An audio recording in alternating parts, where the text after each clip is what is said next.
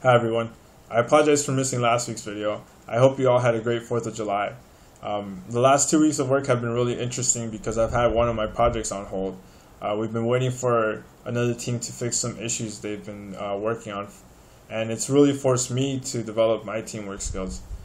We want to get this project rolling, but we don't want to be too pushy. So in engineering, you'll always be collaborating with others, and teamwork skills are very vital. My manager was also able to find some other people to help us, and that made me reconsider how much I should have been doing. I definitely think I could have been more proactive and gotten more done to get this project rolling. Other than that, I was able to help out at this great event called Intel Ultimate Engineering Experience. Big thanks to Mania and her crew for running such a great event.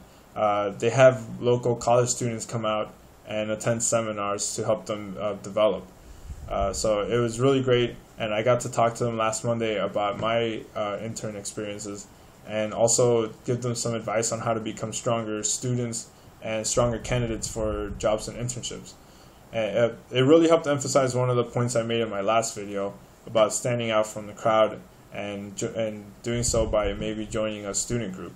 I ran a bit of an experiment, and I asked them how many of them attend class, and obviously they all raised their hand. But when I asked them how many of them participate outside of class, only about a handful out of 50 or so students raised their hand. And those few do have a key advantage there.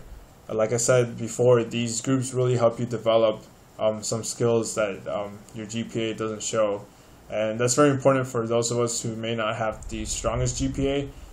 These groups really help you showcase those other strengths that can make you a strong candidate. So thank you for watching. Please send any comments or questions, and I'll be back next week.